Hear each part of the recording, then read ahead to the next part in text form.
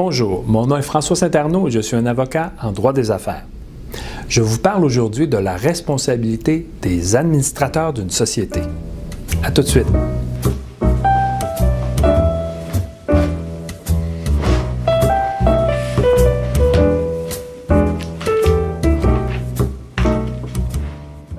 À titre d'entrepreneur ou de professionnel, on vous demande régulièrement de siéger sur le conseil d'administration d'une société, que ce soit une société à but lucratif ou à but non lucratif.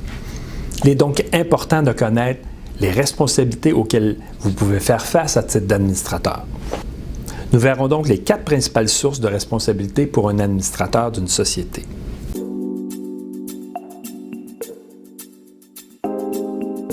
La première source de responsabilité d'un administrateur, c'est le Code civil du Québec. En effet, à ses articles 321 et suivants, le Code civil du Québec prévoit que l'administrateur doit agir comme fiduciaire des intérêts de la société.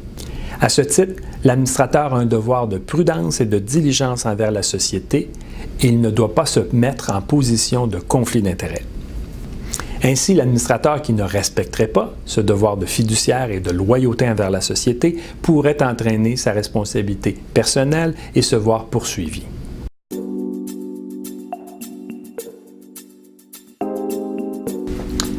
La deuxième grande source de responsabilité pour un administrateur provient de la Loi sur les sociétés par actions du Québec ou son pendant au fédéral. En effet, ces deux lois prévoient, toutes les deux, que les administrateurs d'une société peuvent être tenus responsables des salaires impayés d'une société jusqu'à une période de 6 mois. Donc, si la société pour laquelle vous occupez un poste d'administrateur fait faillite, par exemple, et qu'elle a des centaines d'employés et qui n'ont pas été payés durant les derniers mois, vous pouvez en être personnellement responsable jusqu'à une période de 6 mois de salaire. Ça peut donc être très important.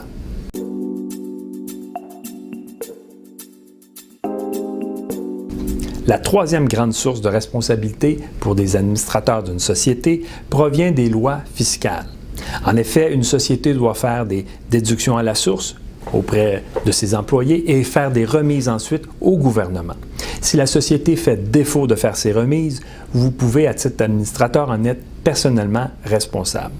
Également, la TPS et la TVQ perçues par une société appartient aux autorités fiscales et si la société ne remet pas cet argent aux autorités fiscales, les administrateurs en seront personnellement tenus responsables. Encore là, les sommes peuvent être très importantes.